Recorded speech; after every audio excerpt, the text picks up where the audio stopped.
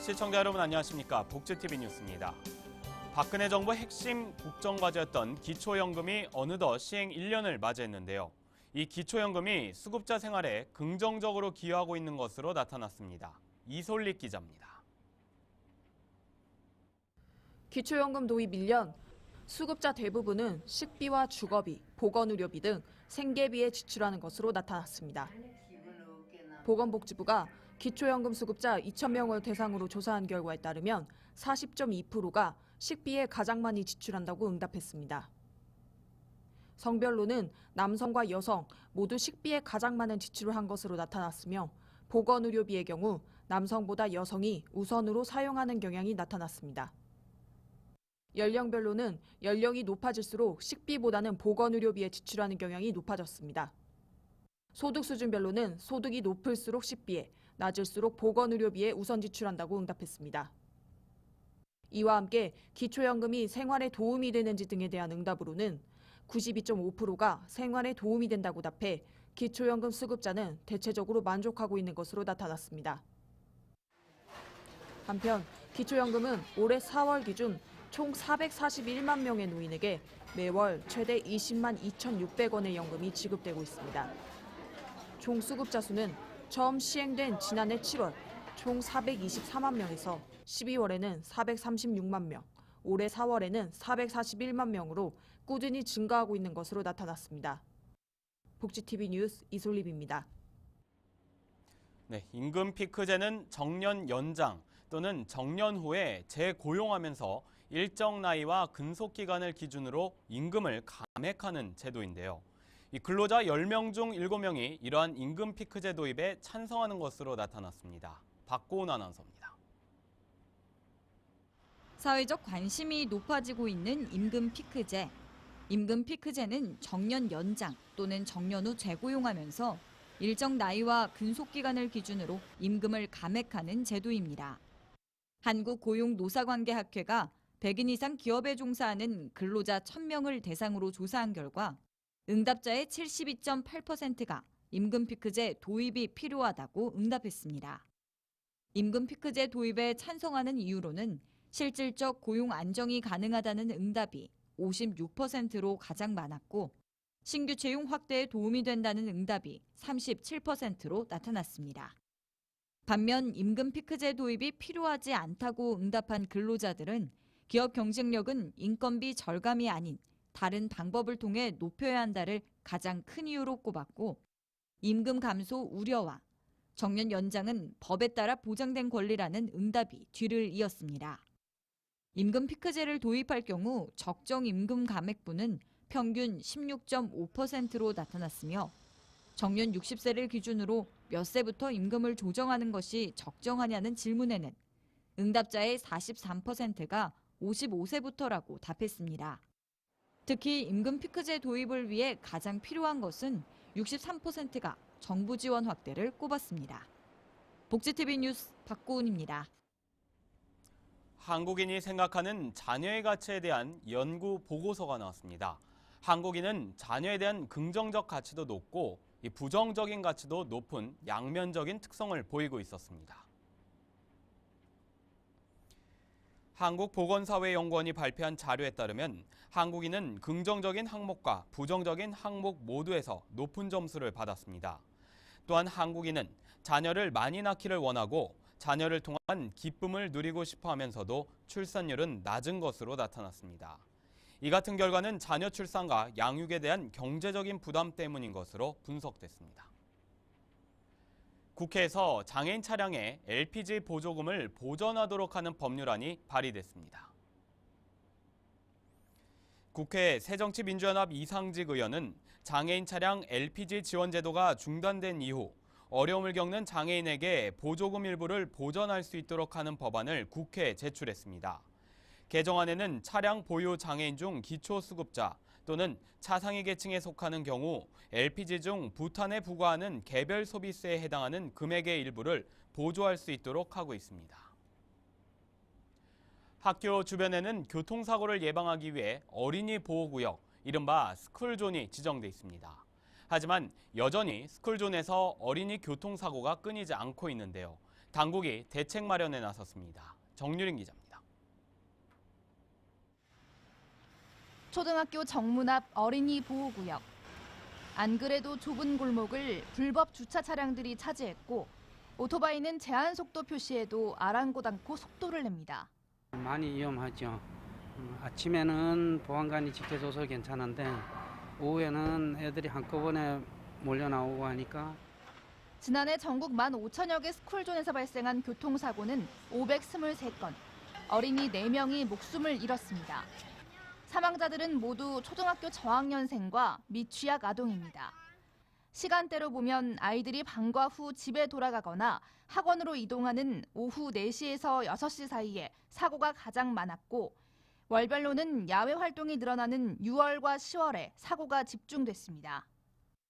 시설이 미비해서 그런 겁니다. 예를 들어서 과속 방지턱이나 시설이나 중앙분리대나 그런 시설들이 대부분 좀 미흡하게 설치됐다든지 국민안전처는 앞으로 전문가들과 함께 사고가 잦은 스쿨존을 직접 찾아 사고 위험 요인과 시설 안전성 등을 진단할 계획입니다. 복지TV 뉴스 정유린입니다. 얼마 전 우리나라 청소년 흡연율이 세계 2위, 아시아에선 1위라는 통계가 발표됐습니다.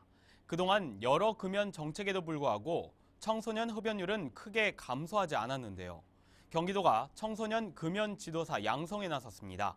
김소영 기자입니다. 학생들이 담배를 피우고 있습니다. 밝은 대낮인데도 담배를 피우는 모습에는 거리낌이 없습니다. 지난해 우리나라 청소년 흡연율은 10명 중 1명꼴. 특성화고의 경우 4명 중 1명으로 세계적으로도 높은 수치를 보였습니다. 경기도는 이런 청소년들의 흡연율을 낮추기 위해 청소년 지도사 등 관련 자격증을 소지한 도민 40명을 대상으로 청소년 금연 지도사 양성에 나섰습니다. 지난 6월 사단법인 청소년 흡연 음주 예방협의회와 MOU를 맺고 해당 협의회 전문가와 인근 대학 전문 교수 등을 초빙해 실전에 맞는 양성 교육을 진행한 겁니다. 이 프로그램을 가지고 청소년들이 금연을 잘 실천할 수 있게끔 지도할 수 있을 것 같습니다.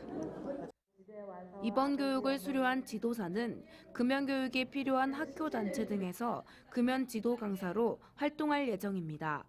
저희는 이 과정을 통해서 청소년들의 흡연율을 낮추는데 조금이나마 도움이 되고자 이 과정을 개설하게 됐습니다. 경기도는 이번 교육을 통해 청소년들의 건강 증진은 물론 양질의 전문 일자리 창출까지 일석이조의 효과를 거둘 것으로 기대하고 있습니다. 복지TV 뉴스 김소연입니다.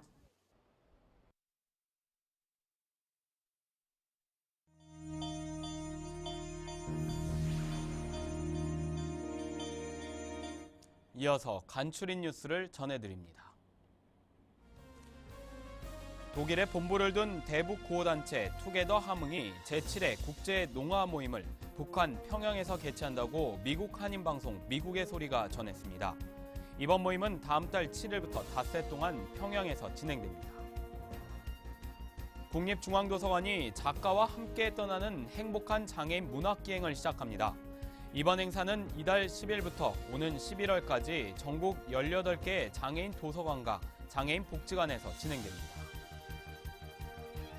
푸르메 재단이 이달 17일까지 장애 어린이 의료 재활 및 가족 지원 사업 신청자를 모집합니다. 신청 서류 양식은 푸르메 재단 홈페이지를 참조하거나 재단으로 문의하면 안내받을 수 있습니다. 강원도가 2018 동계올림픽의 완벽한 개최를 위해 강원도 행정지원본부 올림픽 준비 주요 핵심 사업 보고회를 개최했습니다. 보고회에서는 장애인 편의시설 정비와 감염병 예방관리 등 30개의 주요 핵심 사업이 논의됐습니다. 부산과학기술대학교 나눔봉사단이 경남 밀양시 부북면 영꽃마을에서 농촌 봉사활동을 펼쳤습니다. 20여 명으로 구성된 봉사단은 밭일을 도우며 직접 칼국수를 만들어 마을 어르신들에게 점심을 대접했습니다. 홍성군이 장애인 전용 주차구역의 불법 주차에 대해서 이달 20일부터 연중 민관 합동으로 게릴라식 단속에 들어간다고 밝혔습니다. 군은 불법 주차 차량에 대해서 위반 사실을 촬영해 10만 원의 과태료를 부과할 예정입니다.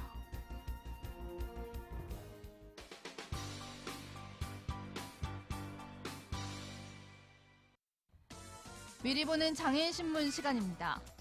첫 번째 뉴스입니다. 이번 주 장애인 신문 1면에서는 한 유명 저가 항공사가 장애가 있다는 이유로 승객의 예매를 거부한 사연이 실렸는데요.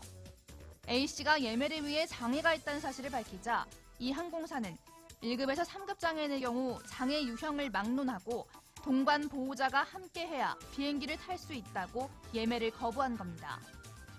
A씨를 비롯한 장애계 관계자들은 장애 등급 등을 내세우며 장애인의 교통 편의시설 이용을 제한하는 것은 장애인 차별이라며 이를 해결하기 위해선 정부가 법률을 개정하는 등의 작업을 시행해야 한다고 강조했습니다.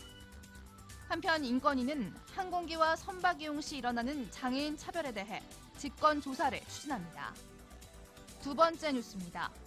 장애인 복지 서비스에 대한 급여 방식을 현금으로 지급하는 제도를 놓고 찬반 의견이 팽팽히 맞서고 있다는 내용입니다.